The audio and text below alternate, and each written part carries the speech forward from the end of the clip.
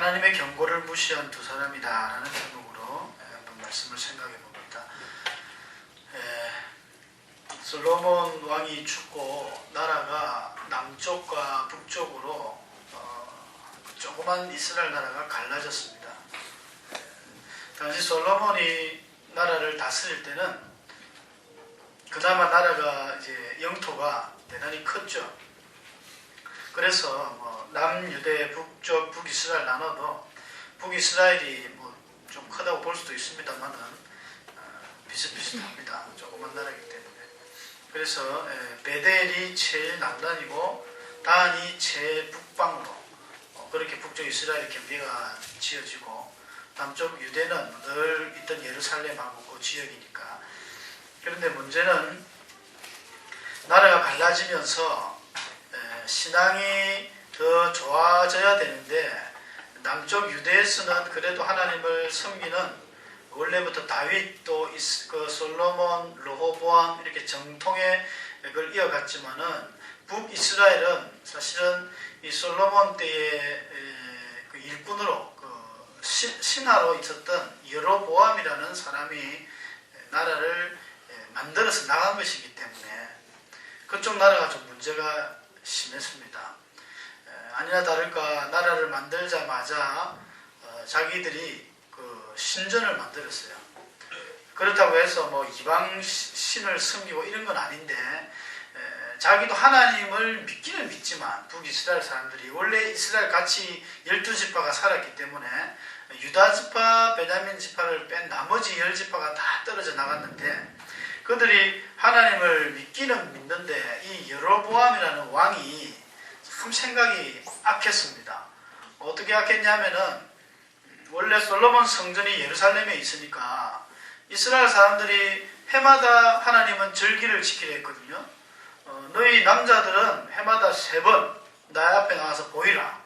빈손 들고 오지 말고 반드시 예물을 들고 와서 절기를 지켜라 라는 이 이스라엘인들의 율법인데 그러면 북이스라엘에 있는 나의 백성들이 남쪽 저 유대 땅 예루살렘에 가서 절기를 지키고 제사 드리고 하면 다시 돌아오겠나.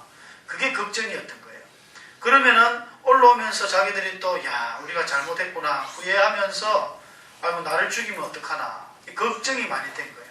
그래서 도무지 해서는 안 되는 생각할 수도 없는 아주 악한 계략을 짜낸 게 뭐냐 하면은 신전을 만드는데 이 송아지를 만들어 놓고 소머리를 갖다 놓고 그것이 애굽에서 우리를 인도해낸 하나님이다 라고 백성들에게 이야기하면서 멀리 예루살렘까지 갈 필요 있나 그냥 이곳에서 드려라 하고 자기 북이스라엘 땅에 베델이라는 동네하고 단이라는 동네에 신전을 2개 만들어서 금으로 송아지를 크게 만들어서 두 곳에 놔둡니다.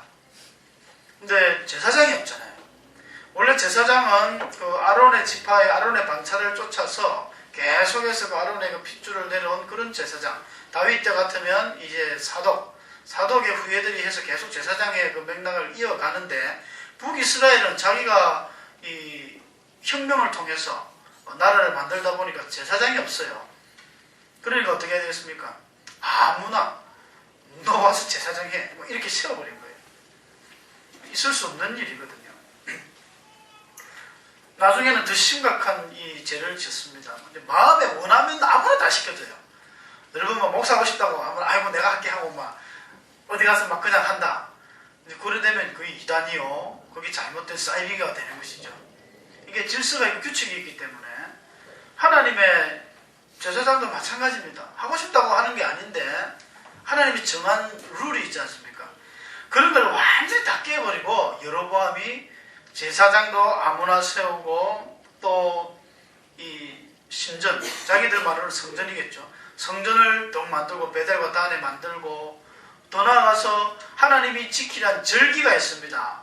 유월절 또 이 맥추절, 초막절 이렇게 절기가 3번 있는데 그 절기도 자기 마음대로 바꿔버립니다. 원래 7월 15일 날이 그 초막절을 즐기는 유대력으로 날인데 자기 북쪽에는 우리는 농사도 조금 추우니까 늦게 마치니까 8월 15일부터 일주일이다. 그러니까 남쪽 유대로 내려가려는 사람을 못 가게 만드는 것이죠. 야, 한 달만 있으면 우리 하는데 뭐 때문에 내려가나. 그러니까 자꾸 남쪽 유대와 북쪽이 점점 교제는 없어지고, 뭐 우리나라 남북 분단된 이런 거하고는 전혀 차원이 틀립니다. 그래도 자주 이 거래는 있습니다. 나중에 뭐 이 여호사밧 같은 왕은 그 북쪽 이스라엘 사돈도 맺어요. 왔다 갔다 합니다. 그러나 신앙적인 그 칼라는 북쪽은 사실은 아주 엉망이 되는, 아주 타락하는 그런 길을, 타락의 극치를 달리고, 남유대도 타락은 합니다만은 북쪽만큼은 타락하지 않습니다. 그나마 어떤 신앙의 맥락들을 유지를 하는 지파다라고 보시면 돼요. 그래도 쉽게 생각하면 이렇습니다. 교회 다니는 사람들이 그래도 착하다라는 소리를 듣죠. 안 믿는 사람들 입에서 그래도 교회 다니는 사람들은 그래도 최소한 장로고 목사 성직자라면 좀 틀리다라고 이야기를 합니다. 우리도 그렇게 느낍니다. 그래서 최소한 교인이다 보니까 저 정도다. 근데 교인이 잘못하는 것도 있잖아요. 분명히 교인들도 잘못한 게 있거든요. 그런데 바깥에 세상 사람들이 잘못하는 거하고는 차원이 틀리죠. 바깥에 안 믿는 사람들은 그 도를 너무 지나쳐서 뭐 사람을 죽여도 아주 잔인하게 죽이고 토막 살인을 내버리고 아주 어린아이를 막 나쁘게 해서 뭐 성폭행하는 이런 일들이 많이 일어나지만, 적어도 교회 내에 예수를 믿으면 좀 덜하죠. 그래도 죄는 짓습니다. 하나님 보실 때 그래도 조금 지은 교인들은 용서해주고, 안 믿는 사람들이 저렇게 극악무도하게 짓는 죄들은 벌하고 그러시느냐? 아니죠. 똑같습니다. 똑같죠. 아모스에서 보면은 그 지파별로 하나님께서 뭐 아수르도 책망하고 에돔도 책망하고 막 책망하다가 유대도 책망합니다. 유대도 책망을 하는데 재질이 좀 틀리긴 틀려요. 율법을 안 지켰다는 것입니다. 너희들이 하나님의 백성에게 경건하게 살지 않은 것이 하나님께서 또 죄로 지적을 합니다. 그 죄도 하나님 보실 때는 똑같다는 것이죠. 그래서 이 여로보암이 참 도저히 해서는 안 되는 이스라엘 백성들을 많이 범죄케 하고 그렇게 하니까 하나님께서 가만히 두고 보실 수가 없죠. 내 백성이 저렇게 타락하는데 하나님께서는 선지자를 보냅니다. 그래서 오늘 13장 1절에 보면은 이 선지자의 이름은 나와 있지 않습니다. 그냥 하나님의 사람이다 라고 나와 있어요. 하나님의 사람, 이슈가 사람인데 이슈 엘로임, 하나님의 사람이다 해가지고 보내는데, 성경에 보면 이 하나님의 사람이라는 이름으로 등장하는 이 하나님의 메신저들이 자주 등장합니다. 어떤 경우는 뭐 분명히 뭐 사무엘이다, 뭐 엘리야다, 엘리사다, 선지자들 이름이 나오는 사람도 있지만 나오지 않는 경우가 어떻게 보면 더 많을 수도 있어요. 그래서 분명히 하나님의 어떤 메시지를 받아서 전하러 가는데 유명하지 아니한, 별로 유명하지 아니한 그런 선지자들. 오늘 본문 1절에 나오는 이 하나님의 사람도 사실은 불운의 선지자로 볼 수 있습니다. 나중에는 죽어요. 하나님의 말씀을 자기가 예언을 해놓고 자기가 지키지 않는 그런 꼴을 당하게 되는데, 하나님께서 이 하나님의 이 한 사람을 보내서 그 북이스라엘로 가가지고 경고를 합니다. 예언성 경고를 하는데, 어떤 경고를 하냐면은 딱 이야기를 하러 이제 베델에 도착을 했어요. 베델이 아까 신전이 있다 했죠. 거기서 마침 이 여로보암 왕이, 여로보암이라는 왕입니다. 북쪽 왕인데 제단 밑에 서가지고 막 분향을 하는 거예요. 이 제단이라고 하면은 우리가 큰 솔로몬 성전 이런 걸 생각할 게 아니라 아주 쉽게 생각할 거 같아요. 산에, 요즘 산에 가면 우리나라 사람들도 이 미신이 많아가지고 뭐 조그만데 촛불 켜놓고 뭐 어떻게 꾸며놔, 그 정도로 생각하면 됩니다. 돌단을 쌓거나 흙더미를 이렇게 조금 높여서 도톰하게 올려가지고 거기에다가 이 불을 붙이고 향을 올리고 제사하고 절하고 하는 것입니다. 거기서 이제 이 여로보암이 또 하고 있는 걸 보고 하나님의 사람이 이야기를 하는 거예요. 그 제단을 향하여 하나님의 말씀을 외쳐 이르되, 제단아 여호와께서 이와 같이 말씀하시기를, 다윗의 집에 요시야 왕이 있습니다. 우리 많이 들어보셨죠? 이 히스기야의 증손자 요시야, 머나세, 그 독한 머나세의 아들이 요시야인데, 아버지 머나세가 얼마나 죄가 가득하고 우상이 많았는지 이것을 우상 대청소를 했던 이스라엘의 가장 위대한, 다윗 이후에 가장 위대한 왕이라고 하면 요시야 왕입니다. 여호사밧, 히스기야, 요시야, 이스라엘의 3대 선왕이라고 꼽히는데, 하나님께서 벌써 이게 한 300년 전의 일입니다. 이게 한 300년 뒤에 나오는 요시야가 하나님께서 특별히 이렇게 이름을 누구를 지칭해서 이렇게 예언하는 것까지 정확하게 하는 일은 별로 드문 일인데, 이런 것들을 가지고 이래저래 또 복잡한 해석들이 나옵니다. 그러나 이것을 후대의 열왕기상을 기록하면서 그 이름이 들어가지 않겠는가, 이런 이야기도 있고요. 하여간 다윗의 집에 그 요시야라 이름하는 아들을 낳으리니 그가 내 위에 분양하는 상당 제사장을 내 위에서 제물로 바칠 것이요 사람의 뼈를 내 위에서 사르리라. 아주 끔찍한 경고죠. 그러니까 너희들이 세워놓은 그 제사장, 말도 안 되는 제사장, 너희들 마음대로 세운 그 제사장을 제물로 바쳐버릴 것이고 또 그 뼈를 갈아서 그 위에서 살라버린다. 이게 민수기서라든지 보면 제일 제사장에게 있어서 가장 극악한 어떤 그런 모욕이라고 할까요? 그런 게 바로 제사장이 죽어서 제물로 드려지는 것, 그 뼈가 갈아지는 이런 것이거든요. 실제로 요시야 때는 얼마나 그 열심이었던지 북쪽에까지 가가지고 우상 대청소를 합니다.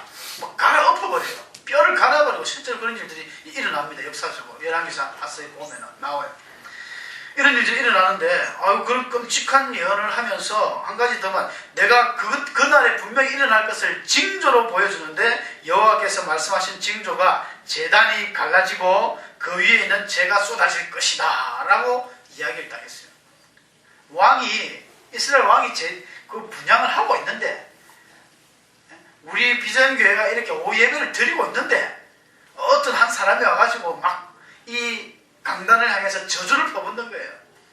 때가 되면 어떤 요시야라는 사람이 나올 것인데, 그때가 되면 저 목사는 죽을 것이요 뼈가 갈려서 태울 것이다.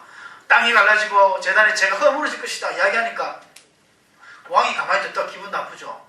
저거 무슨 소리야. 저놈 당장 잡아라. 잡아서 죽여라 했겠죠.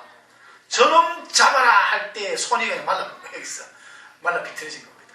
꼼짝이 접어질 수가 없는 거죠.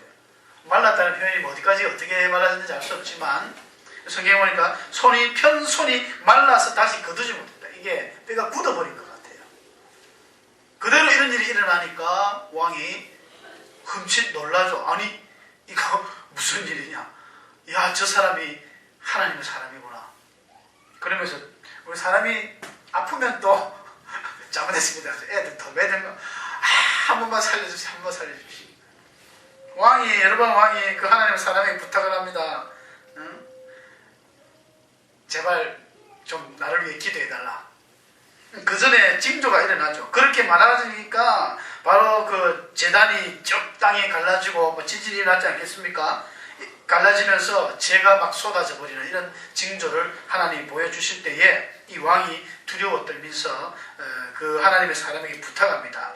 6절에 보니까 나를 위하여 내 하나님 여호와께 은혜를 구하여 내 손이 다시 성하게 기도하라. 그래서 많이 들어본 것 같죠. 이 사울 왕이 항상 기도하면 이렇게 내 하나님, 왜 서울 사람들 말하는 뇌와 내가 아니죠. 너의 하나님이라는 것입니다. 여러분, 나의 하나님이 되셔야지 너의 하나님 되면 참 불행한 사람입니다. 어디 가시나 여러분들이 항상 간증할 때 이야기할 때 나의 하나님께서 이렇게 나를 도와주셨어요. 이게 복음 전하는 것이고 전도고 간증이죠. 우리 교회 가면요 김 집사님이 있는데 그분이 열심히 기도하다가 이런 일 체험했어요. 우리 교회 가니까 박 집사님이 있는데 또 뭡니까 최 집사님이 있는데 그게 아니에요. 우리 목사님이 기도하는데 물론 그런 것도 하나의 좋은 이 간증이 됩니다만은 가장 좋은 것은 내 하나님. 여로보암은 내 하나님이 없어요. 사울 왕도 내 하나님이 없었습니다. 전부 내 하나님. 사무엘 보고도 당신의 하나님, 당신이 믿는 하나님께 간구하셔서 이 고통이 사라지게 하옵소서. 왕이 되어서도 하나님을 모른다는 것이 얼마나 불행하며 그 왕 밑에 있는 백성들이 얼마나 불행한지 알 수가 없습니다. 그래서 내 하나님께 기도하라 하여튼 하나님 선지자가 기도해 주니까 또 손이 나았어요. 이 정도 되면 우리가 우리 생각에는 말이죠. 하나님 이 정도까지 하셨으면 돌이키겠지 이렇게 싶으죠. 이 여로보암이 어떤 사람이냐면 솔로몬 때부터 말이죠. 열심히 노력을 할 때 하나님의 선지 아히야라는 사람이 나타나가지고 분명히 당신이 왕이 될 것이다 라고 예언을 해줬던 인물입니다. 그게 먼 나라 일이 아니에요. 어릴 때 뭐 자기에게 보여주셨던 다윗은 진짜 어릴 때 꼬마할 때에 그 사무엘 선지자 와가지고 머리에 기름을 부으면서 이스라엘 왕이 될 것이다 이야기했을 때 평생을 잊지 않고 다윗은 그 꿈과 희망을 붙들고 살아서 결국 20년이라는 세월이 지나서 왕이 되잖아요. 근데 이 여로보암 몇 년 안 지나서 말이죠. 그 이야기를 까마득히 잊었는지 그렇게 아주 망령된 행동을 하더니 하나님께서 다시 한번 하나님의 사람을 보내가지고 깨닫게 하시려고 보여주셨어요. 자기 손이 빼쩍 말라서 이런 놀라운 기적을 체험했습니다.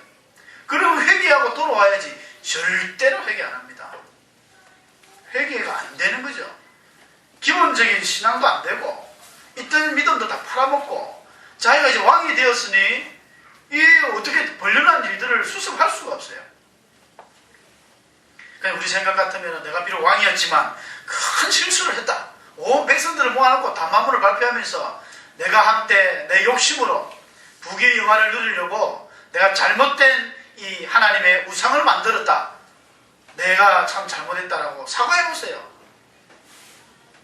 3.1절인가 언젠가 이 백스코에서 그 두날개 컨퍼런스 또 그게 있었던 것 같아요. 우리 노회장님이 한번 뭐 참석을 했는데 돈 주고는 안 가시는데 우연히 뭐 갈 기회가 돼서 갔던 모양이에요.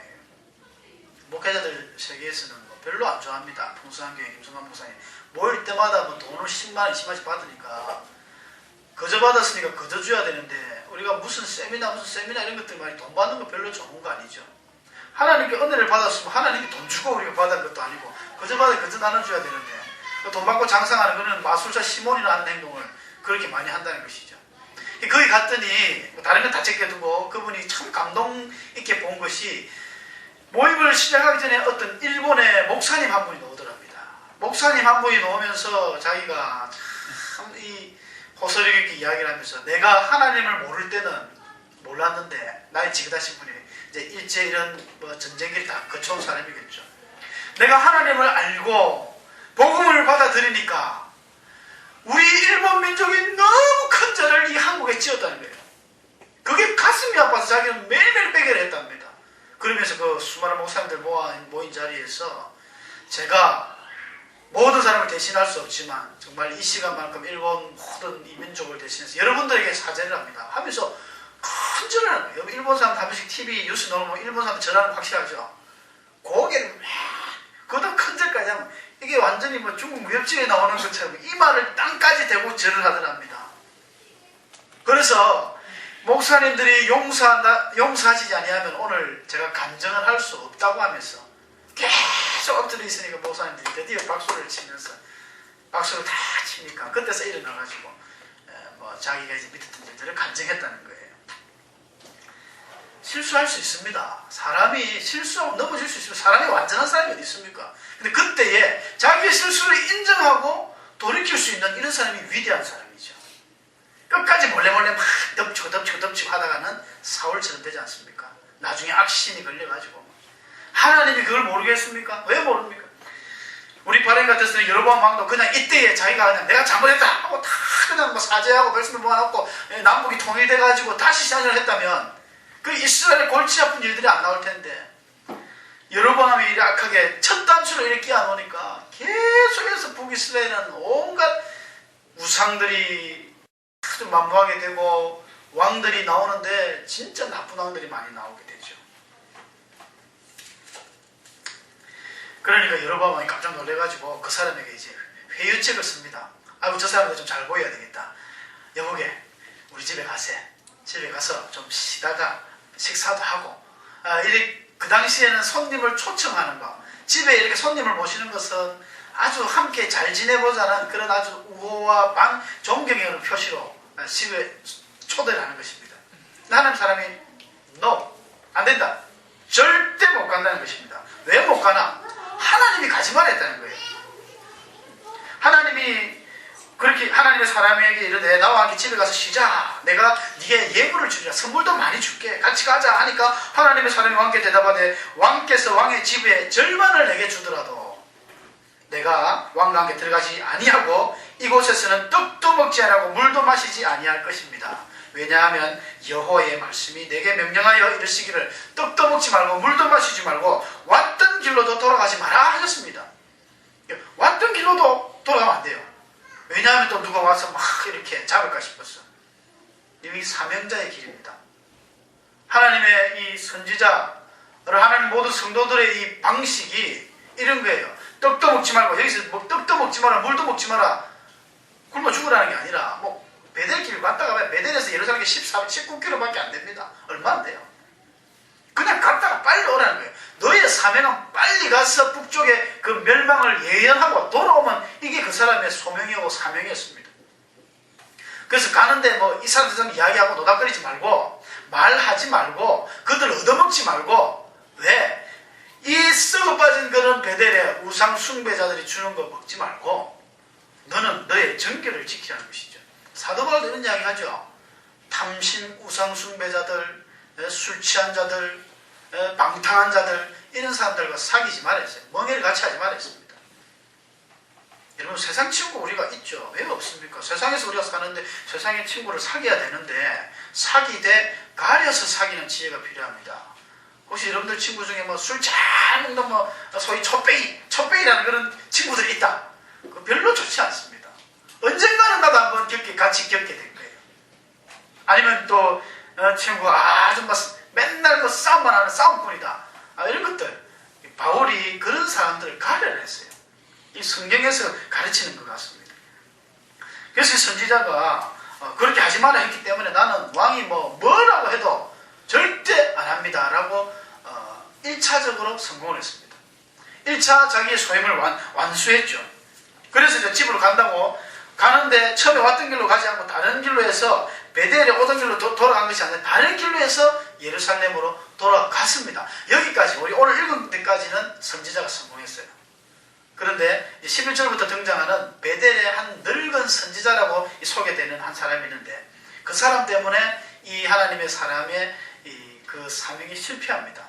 무슨 이야기냐면 베델에 한 늙은 선지자가 있는데 이 늙은 선지자는 좋은 사람 같지는 않습니다. 왜냐하면 일단 베델과 북이스라엘 나라 자체가 타락한 나라거든요. 북이스라엘 왕이 여로보암 왕이 그렇게 소대가리를 갖다 놓고 거기에 절하고 이상한 이 하나님의 율법과 다르게 행동을 할 때 그 땅에 있었던 진짜 제사장이나 선지자들은요 그거 보고 전부 다 남쪽으로 갔습니다. 역대 하서에 보면은 그런 일부 내용들이 나와요. 전부 다 남쪽으로 가버립니다. 여기서는 도저히 신앙생활 안 되겠네. 그럼에도 불구하고 베델에 한 늙은 선지자가 살았다는 것은 한마디로 좀 사이비 기질이 있는 선지자긴 선지자인데 옛날에 한번 뭐 소명을 받았든지 하나님 앞에 잠시 쓰였긴 쓰였는데 지조도 없고 믿음도 없고 술에 술 탄 듯 물에 물 탄 듯 많이 맞는지 모르겠습니다. 그렇게 살아가는 한 사람이다. 그렇게 보여지는 거예요. 근데 그 사람이 자기 아들들까지도 이 베델에 그 제사를 보낼 정도니까 타락인 것이죠. 자기 아들들이 그 베델에서 막 제사 지내러 갔다가 왕이 함께 제사를 지는데 남쪽에서 온 한 선지자가 막 이런 이야기를 하는데 왕이 손이 말라가지고 있을 때에 뭐 고쳐주고 또 이상한 이런 예언을 하는 이야기들을 집에 가지고 아버지한테 이야기를 한 거예요. 그 이야기를 듣던 이 늙은 선지자가 이야 그 사람 진짜 같네 하면서 그 사람을 만나보기를 소원을 합니다. 만나서 도대체 어떻게 뭘 하려고 했는지 정확히 알 수 없어요. 아마도 자기의 어떤 뭐 이런 처지를 이야기하면서 어쩔 수 없는 자기 처지를 뭐 상담을 하려 했든지 아니면 하나님께서 어떻게 계속 더 진행하는 것을 알고 싶었든지 하여간 그 사람을 막 따라잡으려고 아들들 보고 야 나귀를 준비해라. 나귀는 뭐 그 시대의 대표의 성룡 동물입니다. 성룡차입니다. 나귀를 빨리 타고 하나님의 사람은 걸어갔으니까 나귀 타고 가면 잡겠지 해서 아들들 보고 빨리 나귀 안장을 지우라 해놓고 빨리 쫓아가니까 이 하나님의 사람이 얼마 안 가서 그 상수리 나무, 큰 나무, 한 30m 되는 그런 잎이 큰 무성한 나무입니다. 그래서 상수리 나무는 힘과 권력을 나타내기도 하고요. 그 상수리 나무 아래에서 많은 여행자들이 힘을 얻습니다. 그늘도 지고 하니까. 거기서 쉬고 있는 거예요. 하나님의 사람이 쉬고 있습니다. 쉬면 안 됩니다. 왜? 하나님의 사람은 지금 하나님께서 지금 주신 명령이 뭐냐면 급하다는 거예요. 떡도 먹지 말고 물도 먹지 말고 왔던 길로 돌아가지 빨리 돌아가라. 이게 하나님의 그건데 자기가 이제 느낌에 이제 내가 소임을 좀 완수했다. 이제 좀 1차 성공했다. 시험시험 가자. 그랬던 것 같아요. 마음이 지금 상당히 지금 우리가 큰 일을 저지르고 나면은 마음이 싹 풀어지는 것처럼 여러분 하나님 일을 끝까지 가봐야 알지. 중간에 마음 싹 해이해지게 되면요 마귀가 틈탑니다. 역사합니다. 그래서 우리가 기도에 하러 올 때보다 집에 갈 때 더 조심해라 그러죠. 기도에 나올 때는요 하루 기대를 가지고 하나님 앞에 열심히 또 회개도 눈물도 흘리고 막 간절히 간구해놓고 집에 갈 때 막 싸웁니다. 본고 안에서 싸웁니다. 막 차 안에서 막 싸웁니다. 받은 은혜 다 날아가요. 끝까지 잘해야 되는데 이 하나님의 사람이 상수의 남에 떡 쉬고 있는 걸 보고 당신이 유다에서 온 하나님의 사람이냐? 그 사람이 그렇소. 그럼 빨리 이 사람이 지금 말이죠 그 하나님의 특명을 안고 이게 007 작전으로 지금 딱 온 건데 아무도 모르게 말이죠 이제 아주 참 제임스 본드 같이 싹 이렇게 왔는데 첩보원으로 왔는데 내가 그랬어. 당당하게 이야기할 뿐 아니라 내가 이렇고 저렇고 조목조목 그 사람 다 이야기해줘요. 이야기해 줄 것도 아닌데 그러니까 이 베델 늙은 선지자가 꼬십니다. 여보게 우리 집으로 가세. 집에 가서 좀 쉬다가 떡도 먹고 이렇게 가세 하니까 말은 그렇게 합니다. 나는 그렇게 하지 못하겠어. 당신과 돌아가지 못하겠어. 내가 이곳에서 그대와 함께 떡도 먹지 않고 물도 마시지 아니할 것은 하나님의 말씀에 내가 가서 떡도 먹지 말고 물도 마시지 말고 오던 길로 되돌아가지도 말라 하셨기 때문이요. 이렇게 이야기하니까 늙은 선지자가 한 단계 더 깨를 내가지고 여보게 사실은 나도 선지자일세. 거짓말 아니에요. 나도 거짓말 합니다. 나도 선지자는 선지자인데 천사가 내게 나타나서 천사가 내게 여호와의 말씀을 내게 일러주는데 당신을 데리고 가가지고 떡도 먹이고 물도 먹이고 해서 쉬어서 보내라 했네 라고 거짓말을 한 겁니다. 중요한 이야기죠. 거짓말을 했어요. 근데 그 사람이 딱 듣고 그래요? 하면서 따라갔다는 것입니다. 따라가서 물도 먹고 떡도 먹고 이제 쉬는 거예요.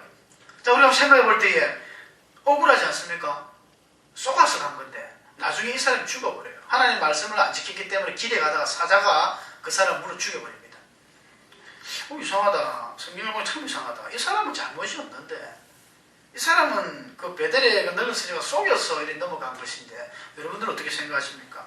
속여서 간 것인데 여러분 세상 사람들 여러분들 속여가지고 어떻게 이렇게 꼬셔서 하나님의 일을 못하게 하나님의 예배를 방해하고 기도를 못하게 했을 때 하나님은 어떤 반응을 보이시겠습니까? 하나님 저는 잘못이 없고 저놈이 나를 속여서 제가 잠깐 실수한 겁니다 라고 이야기할 수 있겠습니까? 하나님 앞에서는 변명이 통하지 않습니다. 이 변명에 불과하고요. 하나님은 처음에 준 그 계명이 빨리 갔다가 빨리 돌아오라. 여러분 마귀는 광명한 천사라도 가정한답니다. 어떨 때는 진짜 하나님처럼도 나타나요. 음성을 주시고 아니면 환상을 보여주기도 하고. 그래서 마지막 시대에 되면요 마귀는 더욱더 환상을 보여주고 더욱더 신비한 그런 아주 기적들을 많이 보여줍니다.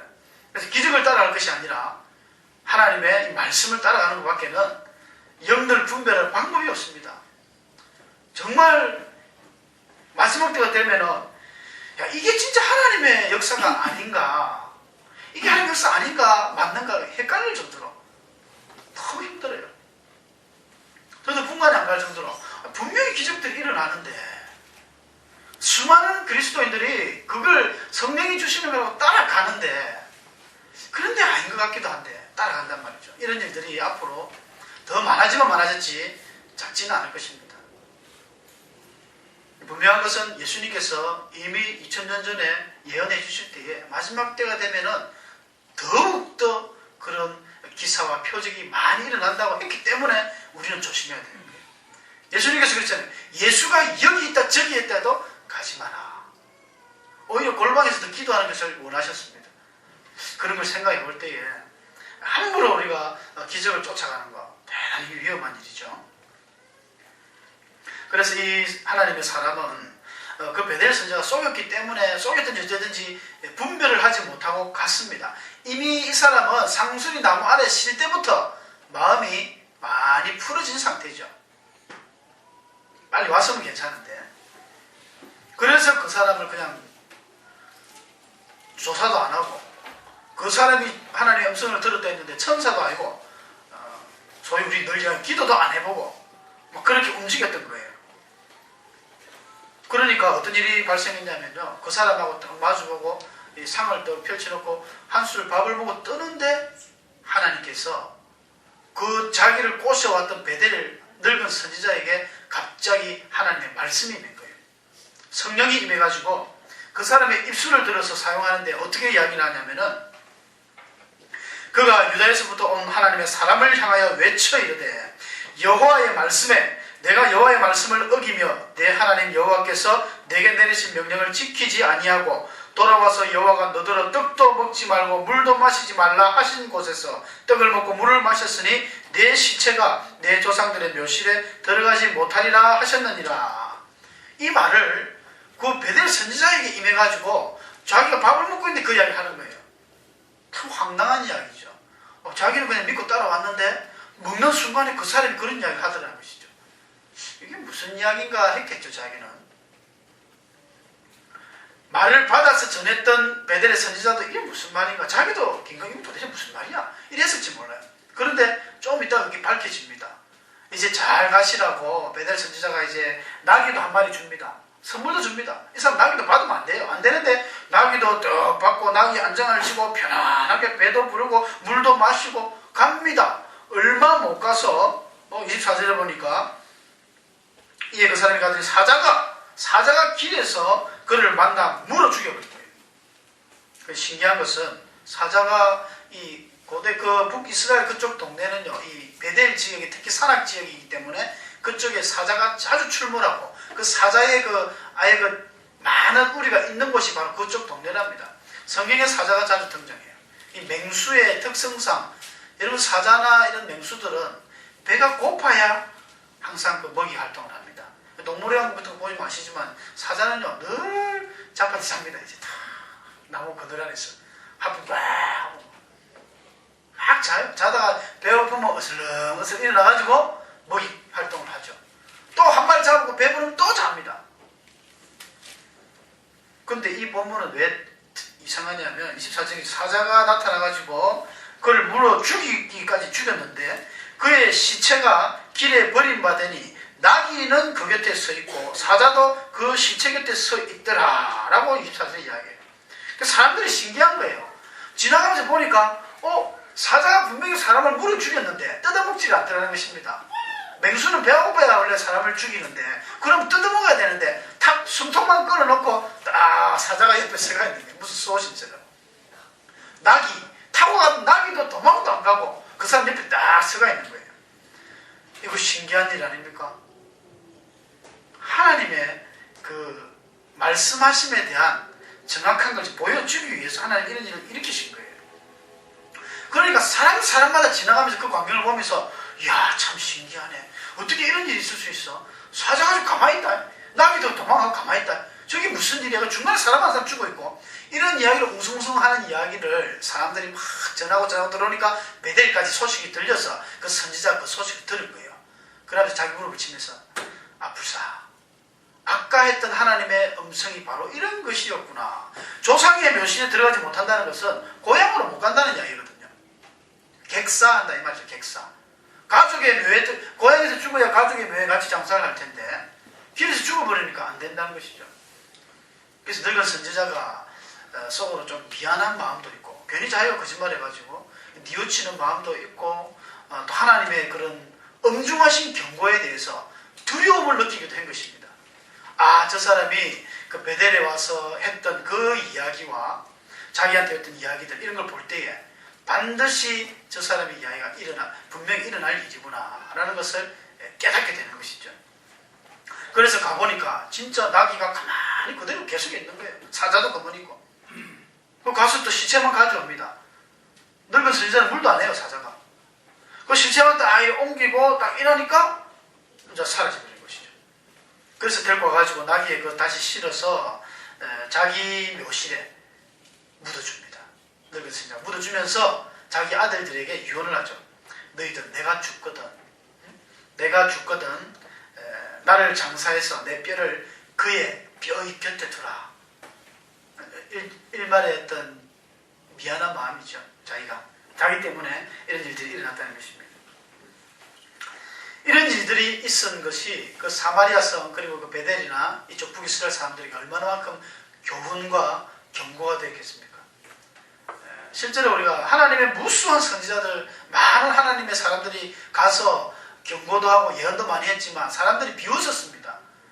뭐 그게 되겠나? 절대 안 믿고 그러는데 오늘 이런 사실들을 통해서 베델의 그 늙은 선지자는 자신의 그런 어떤 아주 관계로 인해서 하나님의 이 사람이 죽고 또 자기는 그것을 이제 알았죠.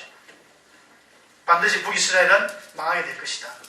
하나님의 경고하신 대로 요시아라는 왕이 나와서 그 뼈가 갈라지고 제사장이 죽을 것이라는 걸 알고 자기는 이런 일을 경험을 했죠. 그러나 아직까지도 북이스라엘 많은 사람들은 인정하지 않습니다. 특히 33절에 보니까 여로보암 왕은요, 이 일 후에도 일어났어요. 이런 일이 있은 후에도 그의 악한 길에서 떠나 돌이키지 아니했다. 여러분, 악한 사람은요, 한번 죄를 지어서 마음이 강팍하다 그러죠. 강팍한 자, 완악한 자, 목이 곧은 자, 이런 표현이 성경에 많이 나오는데 그런 사람들은 하나님의 기적을 봐도 돌아오지 않습니다.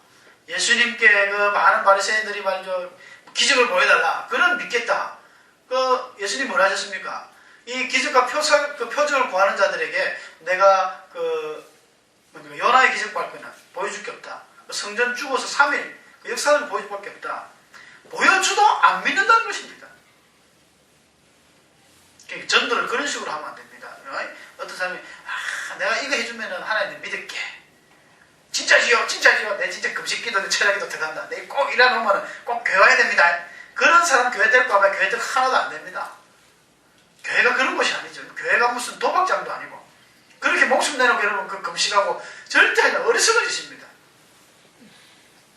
순수하게 그냥 말씀 전하고 도를 전해서 그가 믿을 사람 같으면 하나님 앞에 한번 하나님을 어떤 하나님인가 알아가고 연구하고 배워가는 것이죠. 무슨 어떤 점쟁이시듯이 점치듯이 당신 보니까 병이 있네요. 병이 있죠. 병이 없는 사람이 어딨습니까? 그런 이상한 것으로 전도해서는 안 됩니다. 그런 사람들 오면 꼭 그렇게 또 신앙생활을 해요. 여러 밤에 이런 일이 있은 후에도 회개하지 아니하는 그런 아주 마음이 되어버려서 강팍하면 결국은 죽음밖에 없죠. 하나님께서 그래서 그 영혼을 결국 데려가십니다. 그래서 오늘 이 말씀의 그 제목처럼 하나님의 경고를 여로보암은 아예부터 처음부터 무시해서 손도 마르고 했지만 돌이키지 않았고 이 하나님의 사람은 참 안타까운 죽음이지만 이 사람 또한 하나님의 경고를 결국 무시한 꼴이다 라고 우리 볼 수밖에 없습니다. 저와 여러분도 하나님을 섬기는 하나님의 백성으로서 교훈과 하나님의 경고의 말씀은 성경에 무수히 많이 나오고 있습니다. 이런 말씀들을 우리가 몰라서 그랬다 이런 변명수 통하지 않습니다. 아니면 아주 사건들이 그때는 칭찬 줄 알고 여러분 신천지라든지 많은 지금 우리나라 종교적으로 상당히 위험한 때입니다. 여러분 신문 보셨죠? 조영기 목사님이 지금 이슬람 펀드라든지 이런 거 절대 반대하는 거. 나라에서 만약에 들어오면은 이명박 대통령 퇴진운동도 자기가 하겠다 했어요. 왜 그러냐면 여러분 이슬람의 금융 정책이라는 건요, 이 수쿠크라고 합니다. 수쿠크 법을 인터넷 치법에 넣었는데 그 이슬람 펀드 우리나라에 가져올 거예요. 근데 그 사람들은 율법상 원래 이자를 안 받거든요. 이자를 안 받습니다. 돈 1,000만 원 다 줍니다. 이자 필요 없어요. 1억, 10억 다 줍니다. 좋죠. 좋을 땐 좋은데 그들의 금융정책 자체가 샤리아 위원회라는 위원회를 두는 조건으로 하는데 예를 들어서 우리 비전교회에서 돈이 필요해서 한 10억 받았었다. 그러면 교회 내에 위원회를 하나 둬야 돼요. 그 시리아 위원회는 뭐냐 하면은 쉽게 이야기하면 이슬람 포교 정책, 포교하는, 활동하는 단체입니다. 거기서 해마다 1년 예산을 통해서 1년 결산을 낼 때 수익의 2.5%는 무조건 가져가는 거예요. 이자는 다 넣습니다. 우리나라 뭐 은행 비하면 엄청 좋은 일이죠. 그래서 국가에서는 그걸 가져오자. 우리는 또 반대한다. 뭐 이런 지금 이야기입니다. 이슬람권이 들어오면요, 우리 국내 은행은 아마 다 그냥 도산 날걸요. 무이자로 다 주니까. 근데 그래 되면은 이슬람 무슬림들이 많아지게 되고 불모도 뻔합니다. 우리나라요. 곧 영국 닮아. 영국이 실제로 그래가지고 많은 큰 대형 교회들이 문 닫고 이슬람 사원으로 다 바뀌었어요. 영국에. 그래서 지금 또 폭도들이 많이 나죠. 프랑스도 마찬가지입니다.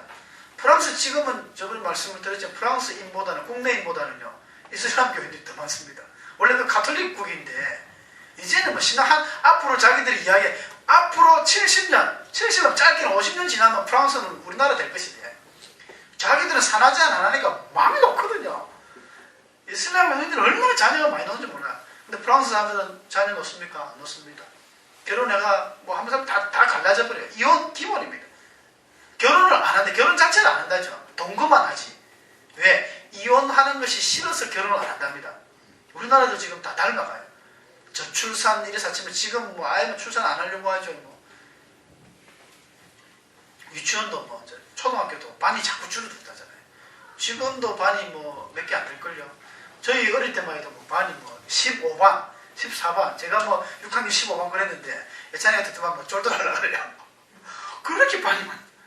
지금 뭐 4반 정도, 그것도 3반, 4반 이랬죠. 큰일입니다. 하나님의 경고를 무시하고 살아가는 사람들의 그 결말은 어쩔 수 없이 스스로 자기 무덤 자기가 판 결과밖에 되지 않습니다. 그래서 여로보암은 이렇게 해서 죽고 그의 아들이 또 새롭게 나라를 만들고 이렇게 하는 일들이 계속 진행됩니다.